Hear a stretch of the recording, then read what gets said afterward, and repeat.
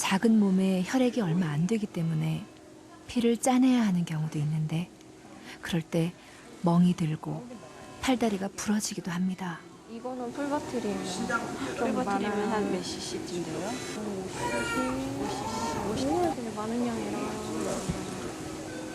윤찬이는 폐혈증 때문에 오늘 체열량이 엄청납니다.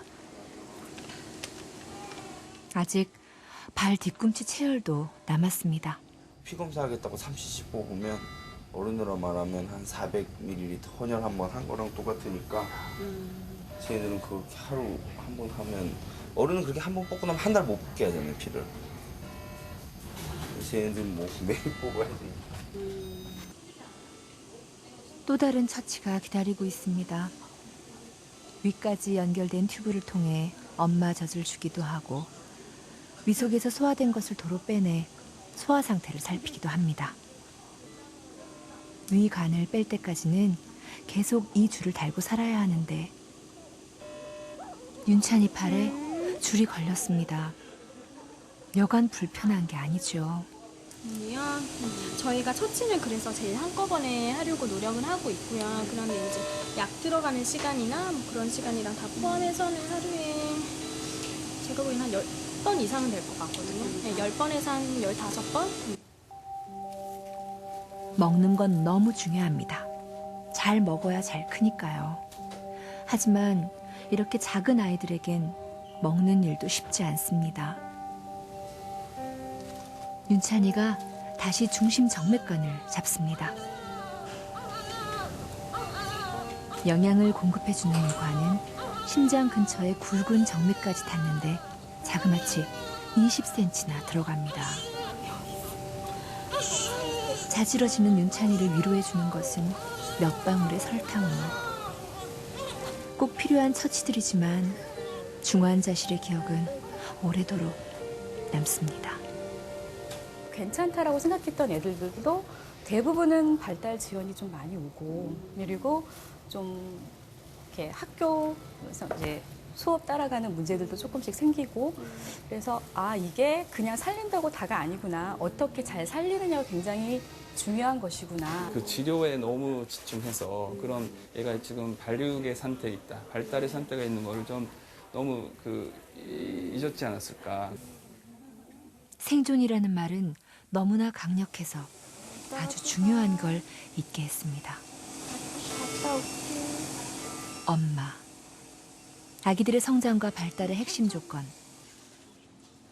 아기는 부모와 상호작용이 없이는 제대로 성장할 수 없습니다. 하지만 이 작은 아기들의 부모는 인큐베이터 바깥에서 하루 30분만 아기를 만날 수 있을 뿐. 너 사진 찍어서 보여주면 맨날 울더라. 아기는 격리되어야 더 안전할까요? 아 왠지 겁나요. 물론 저기서 손 씻고 왔는데 안 하는 게 좋을 것 같아요. 혹시라도 애기한테 나쁠까 봐. 네. 부모의 자리는 어디일까요? 미국 오하이오의 한 병원. 이곳에 우리 질문에 대한 답이 있습니다. This is Rainbow Babies and Children's Neonatal Intensive Care Unit Step Down. 병실은 모두 1인실. 병실 바깥에 모니터하는 공간이 있어서 간호사가 아이들을 살펴봅니다. And then the baby's vital signs. We have extra sound pads so that we reduce the noise level. And when you close the doors, you cannot hear anything from the corridor because when there's more than one baby in an area and all the noise is exposed to them, it's very bad for their brains. We have emergency buttons. 침대 위쪽엔 비상벨과 카메라가 설치되어 있습니다. 1인실이라 비싸겠다고요? 미숙아는 정부에서 전액 지원을 합니다. 부모는 아무 때나 들어와 아이를 볼 수 있습니다. 이 방엔 한 가지 특별한 것이 있었습니다.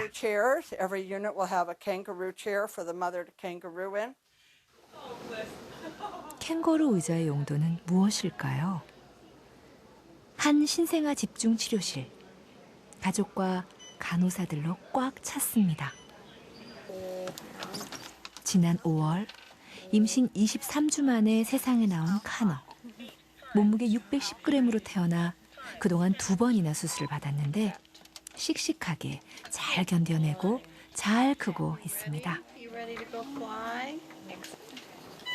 어디로 가는 걸까요? 간호사들이 아기를 엄마에게 안깁니다.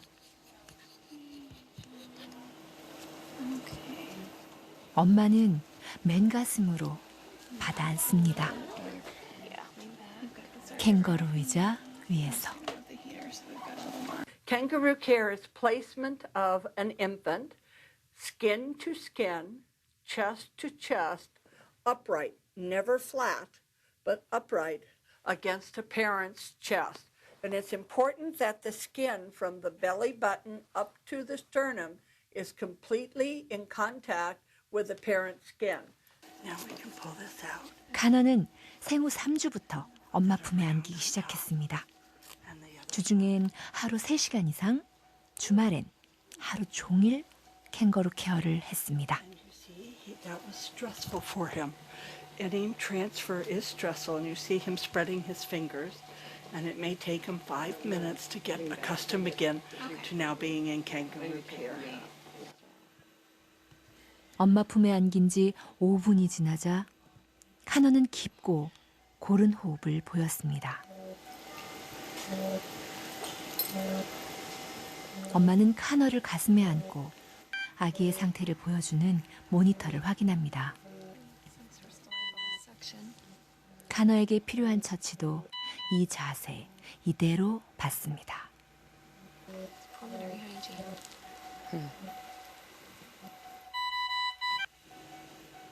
카너는 곧 잠이 들었습니다. 심장 박동은 고르고 호흡은 규칙적이며 산소 포화도는 높습니다.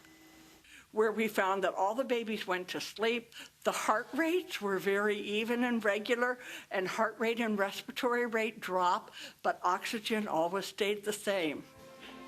2011년 현재 84%의 미국 신생아 중환자실에서 캥거루 케어를 시행하고 있는데요.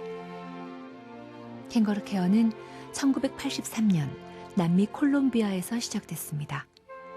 인큐베이터 부족으로 미숙아 사망률이 70%에 이르자 엄마 가슴에 아기를 안겨 사망률은 30%로 급락했고 캥거루 케어의 위력은 미국과 유럽으로 퍼져나갔습니다. One of the first studies I did was to measure not only the baby's temperature, but to measure the mother's breast temperature by putting a little temperature gauge right here above her left nipple. And immediately we found that when the baby came onto her chest, that her breast temperature started to rise. 31도였던 엄마의 가슴은 아기가 올라오자 순식간에 35도까지 올라가고 아기가 충분히 따스하면 29도까지 떨어졌습니다. 사실 인큐베이터의 기능은 예나 지금이나 단순합니다. 온도와 습도를 맞춰주는 것. All of the evidence, over 500 studies that have been done on kangaroo care now, that compare the baby in an incubator to what he's like in kangaroo care, show he's better in kangaroo care. So yes, mother's chest is better than an incubator. 미숙아를 인큐베이터에서 꺼냈을 때 감염의 위험이 없는지 우려가 많았습니다. 하지만 인큐베이터에 격리되어 있던 아기들보다 엄마 품에 있었던 아기들의 감염률이 더 낮았습니다. 캥거루 케어 아기들이 덜 울고 깊이 자며 스트레스가 적어서 면역력이 증가하기 때문이랍니다.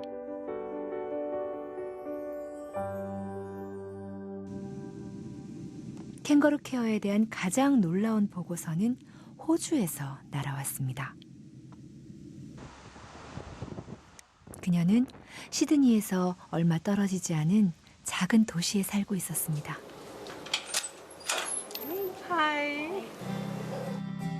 케이트 옥. 사망 선고를 받은 아기를 캥거루 케어로 살려낸 엄마.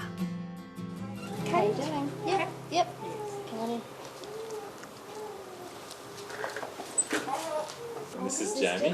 Hello, Jamie. 이 아이가 바로 기적의 소년 제이미입니다. 3달 일찍 태어난 걸 감안하면 이제 14개월. 작게 태어났지만 제이미는 한눈에도 건강해 보였습니다. 제이미는 7개월 만에 엄마 뱃속에서 세상으로 나왔습니다. 출산 20분 후 의사가 아이들의 이름을 물었고 제이미와 에밀리라고 답하자 제이미를 살리지 못했다고 했습니다. Complete shock. When he turned around with Jamie wrapped up, I thought he was going to give us a kiss and cuddle before he went to ICU to be looked after. Because the last thing we expected was to be told that he was dead. 오랫동안 기다렸던 아기를 얻은 기쁨은 순식간에 절망으로 변했고 케이트는 제이미를 가슴에 안았습니다. 무슨 생각이었을까요? We thought that was the last time we would have an opportunity to spend a few minutes with him before they took him away. So it went from being a couple of minutes of saying goodbye. 그 마지막 인사 중에 제이미가 움직이기 시작했고 아빠의 손을 잡았고 모유를 먹은 겁니다. And then I said, he's been licking breast milk off my finger. I've been expressing by hand and he's been licking it. And he just, what are you talking about? And I repeated myself. And so the doctor said, all right, I'll have a look at him then. 아기를 안고 2시간이 되도록 의사는 제이미가 살아난 것을 믿지 못했고 이들을 찾아오지 않았습니다. And when I took him off my chest, he was cold, so he startled, and so the doctor startled, and 어떻게 이런 일이 가능했을까? 그런데 더 놀라운 사실이 있습니다. This has been quite perplexing to many people, but you know, in the literature there are over 8 reports of kangaroo care being used at end of life because it can sustain life and then sometimes reverse it. I think it was kangaroo care that helped that happen because kangaroo care, we know, affects the brainstem and makes the brain switch from a very stressed functioning area to being a calm and contented and safe functioning. 그날 엄마의 따뜻했던 가슴이 없었다면 지금 이 자리에 제이미가 없었겠죠.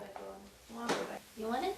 자, 그리고 지금은 조금씩 말을 배우고 있습니다. maybe not good boy. I was starting to think it only worked with cookies. It's fine. 100%. He's passed every test that he went through with hearing and sight and physiotherapy and so his physical movement and everything. He's passed everything with flying colours. So. Yeah, I did brain scans before they left hospital because they can see apparently in scans if there are areas of spasticity in the brain that shows up, and they couldn't find anything there. Your sister's awake, isn't she? And who's this? This is Emily. This is Emily. 쌍둥이 동생 에밀리. She's been sleeping upstairs. Emergency monkey for when the first one. 제이미보다 2분 늦게 태어난 에밀리. 웃는 걸 배운 후로 하루도 웃음을 멈추지 않습니다.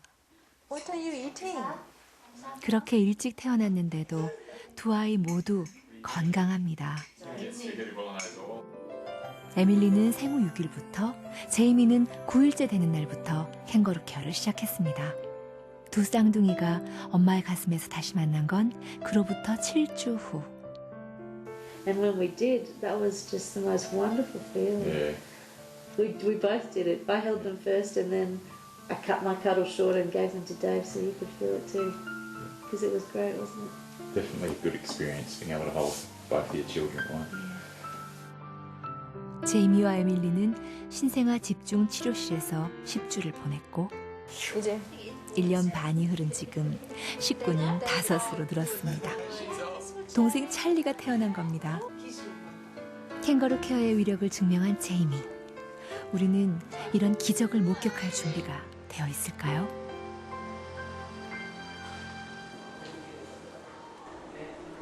지난 6월 초 신생아 집중 치료실 앞에 작은 안내문이 붙었습니다.